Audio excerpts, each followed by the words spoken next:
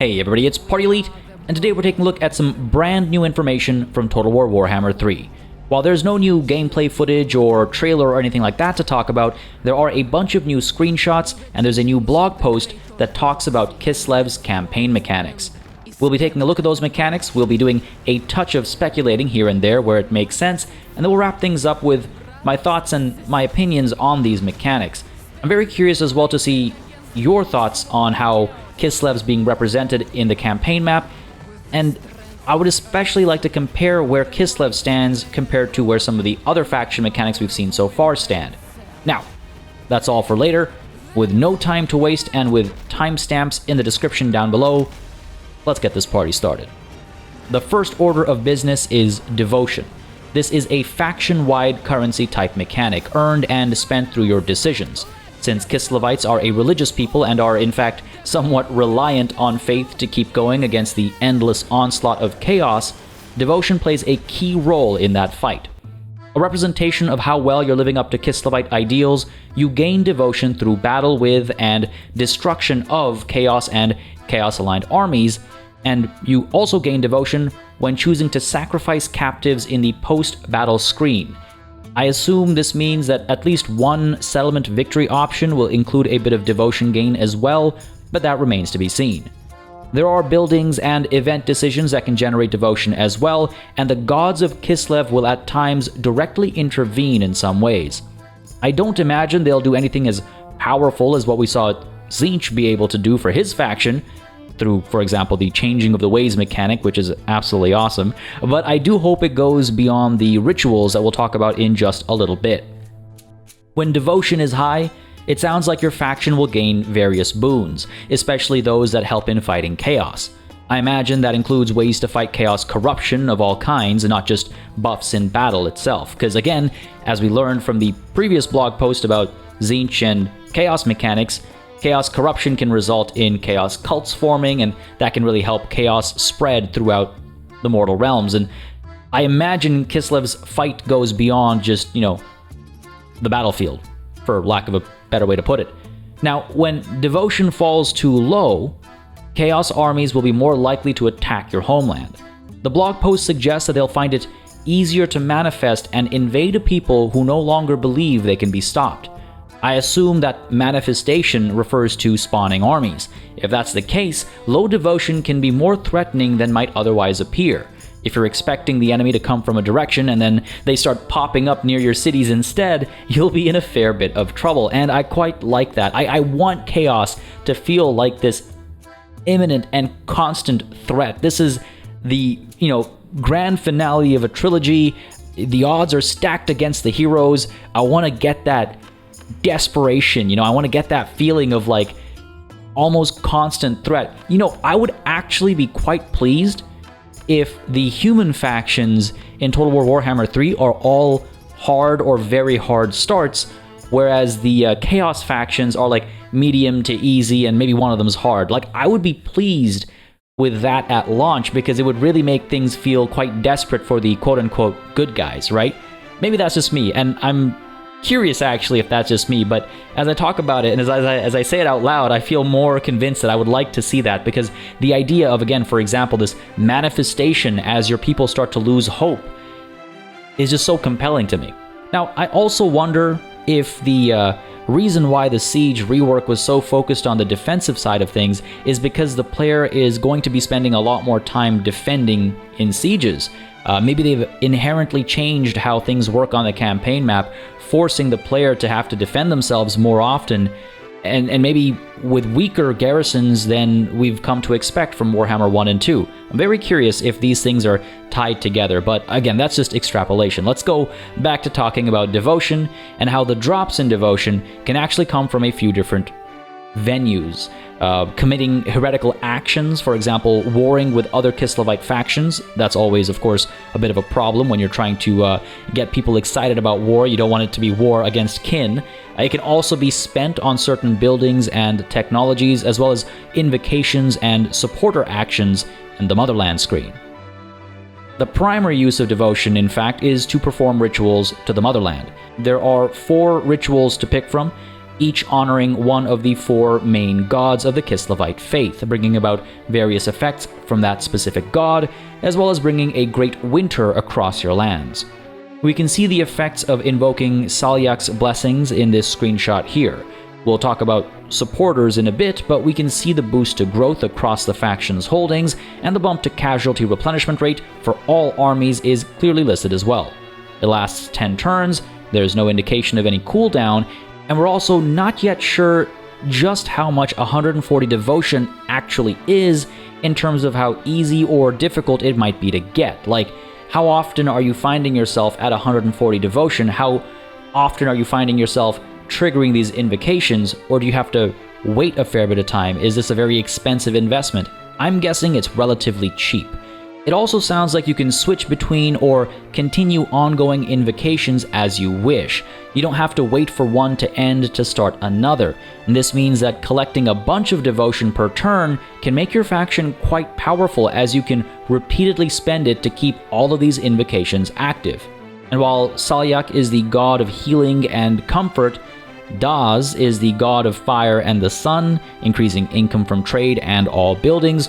Urson is the god of bears, protector and shepherd of Kislev, causing attrition to enemies in your land, much like the Tomb King sandstorms, and his invocation also provides armies with a unique ability to put a hex on a target area. We don't know exactly what the hex does, but I feel like if it was a direct damage spell, it would be listed as such, so we'll see eventually. Finally, Tor is the god of thunder and lightning, and he gives all armies buffs to melee attack, while also providing an army ability that buffs damage output in an area for a time. Now, this could be a combination of increased melee attack and weapon strength, or it could be something else entirely. I assume the occasional use of vague language is because they're still trying to nail down exactly what the mechanic execution might be, though the thematic executions have already been decided on. That makes sense. Again, it's a game in development, so these things will be fluctuating and changing, and I mean, heck, these could all be completely different by the time the game releases, but it sounds like they have a general idea of how they want these rituals to benefit the player, but they're just still probably nailing down the specifics, or they just don't want to share them yet because, you know, gotta keep something in your back pocket, right? Now, as I mentioned earlier, not only will each god's invocations have these god-specific results, but they'll also cause a winter to set in across Kislevite land, and from my understanding, they'll also cause supporters to join your cause. Supporters are a representation of the infighting happening between the 2 great factions of Kislev. With the death of the Red Tsar, his daughter Katerine has risen to the throne, leading the Ice Court, but Supreme Patriarch Kostaltin wants to lead the people under the banner of the Great Orthodoxy instead. Since they can't declare war on each other, which, I mean, I'm not sure if the game will just not allow players to declare war on the other major Kislevite faction, or if this is just flavor text, but since they supposedly can't declare war on each other, they instead fight for the support of their people in other ways. Gathering followers will happen in a few different ways, so I assume there'll be events and decisions to be made, and it's very clear that certain buildings will provide a passive gain as well. Apart from that, it looks like devotion and money can be spent to gain supporters as well. As you cross the supporter thresholds, you'll have better relations with the minor Kislevite factions, and I imagine it'll come with additional buffs too, perhaps helping soldiers fight better as they feel as though they follow the rightful leader of the Kislevite people. Once one side or the other hits the highest threshold though, the other faction is confederated into the dominant one, and Kislev is united under the victor's banner. I really wonder how that plays out in the, I'm sure, impossible occasion that the other side gets that confederation. Like, can the player be confederated, or does the AI sort of get dissuaded from pursuing that? Is it an actual threat to the player, is what I'm saying, I guess, or is it just another thing they have to do to confederate? Is it just an easy path to confederation and not really something they have to be worried about the enemy Kislev faction doing? Either way, when the problem is solved, that's just the infighting problem solved. Naturally, there are a bunch of external threats too.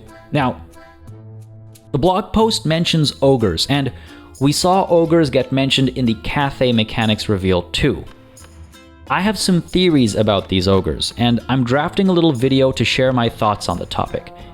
It's a little too much of a tangent for today, but keep your eyes peeled for it sometime soon on the channel. There's something I really want to talk about with regards to the Ogre Kingdoms and what I think might be happening here. But back on the topic of Kislev, let's talk about the Atamans and the Great Cities. Now, I will occasionally mispronounce Ataman, so just heads up ahead of time.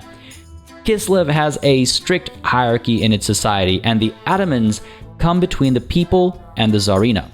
They rule over cities and regions, making them the equivalents of mayors and governors, and they conduct the day-to-day business that keeps things running and help keep chaos at bay.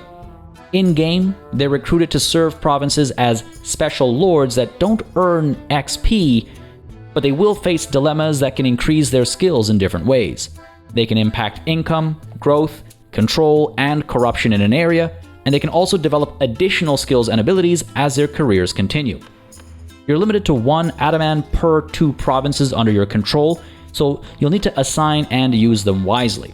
And in desperate times, you can have them take charge of an army, though they won't have the unique trait that lords get when you recruit them, and their death will be permanent should it come to pass. That means you'll want to be extra careful with an Ataman that you spent a lot of time developing. A long-lived career means a lot of benefits wherever that person governs, so you'll likely want to play it safe at times, even though they might also be your best bet in an emergency. I'm curious to see the kinds of dilemmas they'll face at a city and province level. I really hope it's not a small, repetitive set. I remember, for example, when those puzzles got introduced at Ruins. At first, I loved the idea. I still love the idea, but in its execution, it ended up being the same sort of thing over and over again, and it did get pretty stale. Variety keeps these mechanics alive, and there are quite a few event-based mechanics for Kislev, and don't get me wrong, I love some good events and decision-making, so I hope the choices or the events themselves are impacted by various factors, like maybe the Atamans' skills or attributes or the province they're watching over makes a difference as to what events they come across and what those options might be as well. So, just to further detail my point, 2 Atamans who have different traits or attributes governing over the same province in like 2 different playthroughs would have completely different dilemmas to deal with because of their different traits and attributes. I hope I'm making sense. I just feel like it would make things a bit more interesting. Overall, this sounds like a relatively simple mechanic, all things considered, but it should add some nice middle management to the game. I'd almost like to see Kislevite provinces be inefficient when not under the purview of an Ataman as well. If they're supposed to be excellent bureaucrats, then their absence should be felt just as their presence is. I feel like that makes a mechanic like this more interesting, more compelling. There's more of a cost-benefit analysis you have to do when choosing where to place an Ataman, whether it should be at one province over another. We'll see how it plays out though. I like the added level of character depth that's being suggested here, and it seems like the same continues with the Ice Court. Ice Witches and Frost Maidens are not recruited instantaneously. They take time to train, since they're not born inherently capable of doing what they do. This training takes the form of costs, but also the benefit of direction.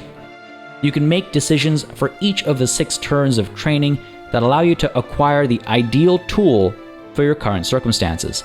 You can pick the lore of magic they'll have, the abilities they'll come with, and which passive bonuses they'll bring for their soldiers too. Tech will eventually unlock a higher recruitment cap, and some tech will allow you to train multiple at a time. Once this training is done, they'll be added to your recruitment pool, where a final reduced recruitment cost will actually put them on the map. Kostaltin isn't a fan of these witches and maidens, but without them, his armies cannot wield the winds of magic, so he basically has to put up or shut up, and he chooses to put up. I like the idea of all this training. It's the kind of thing that I'd like to see for agents and generals in historical titles too, and I think it makes sense in universe. It adds a personal touch to more characters, and all in all, again, it makes sense. It does feel like a little plain of a mechanic as a result though, by which I mean I can see it being a mechanic that makes sense for all sorts of factions and not necessarily uniquely Kislev. I understand how the lore makes it different for Kislev, but are you telling me the generals that lead the armies of the Empire or of Cathay or the High Elves don't go through any form of training where this similar mechanic could be used to kind of enhance the gameplay experience? Like, I understand if a Skaven warlord finds himself at the head of an army entirely by mistake from time to time, but there are lots of factions where the training concept could apply, and so it feels a little flat when it's applied as a unique faction mechanic. Now, the same could be said about some of the other Kislev mechanics I mentioned earlier, but we'll touch on that in a bit. Like I said, my opinion, more or less, mostly at the end. Let's take a quick look at the tech tree first, where Kislev focuses on 4 specific areas: the land as a whole, and the 3 great cities, Kislev, Prague, and Erengrad. Each of these contain 3 groups of technologies, though it looks like Kislev only contains 2, unless I'm blind, and I guess I am a little bit. You need to research enough in one section before you can unlock the next, and while that's the only thing you need to unlock the entirety of the land, you'll need to actually control the great city if you intend to have access to its entire tech tree. As you can imagine, holding all 3 great cities can give major benefits as a result. Now, ironically, the Tzeentch tech tree was described as one that would have each playthrough feel different, but I feel like that holds more true for the 2 Kislevite factions instead, where your choices are literally limited from turn 1 by which of the 3 great cities you start with, and then over the course of a playthrough, which ones you conquer in which order. Now, with that aside, we can see here some references to relations with the Empire, so it's safe to say at least some Empire factions are on the map in the base game, and we can also see a reference to the Undead, so I imagine some Vampire Count sub-factions are in the base game too. Not playable, I imagine, though that would be cool. I think they'll be more like the Spine of Sotek Dwarfs were at launch, or for example the countless Greenskin tribes in the base game of Game 2. Now, I wonder if the base game map of Total War Warhammer 3 actually extends deep into Empire and Vampire Count territory, but I have my doubts. I imagine these will be like little enclaves or something like that, but we'll see. We'll see. Let's save the speculation for later. We can also see over here Tsar loyalty rights, which implies the presence of rights like in Game 2 perhaps, or loyalty like with the Skaven perhaps, and I'll be curious to see if there are any sub-faction specific mechanics with regards to those, or any other mechanics that we haven't yet been shown. With all that said and done, Kislev feels like a bit of a mixed bag to me in terms of how interesting their mechanics are. Some are really intriguing and compelling, and others not so much. I really like the angle their tech tree is taking, for example, and it might actually force the player to try different things in different playthroughs, which is a huge plus in my books.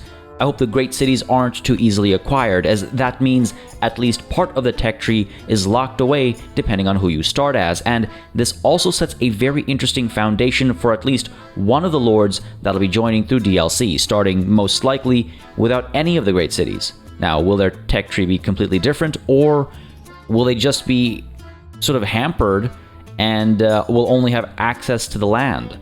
I think that's, again, pretty compelling stuff.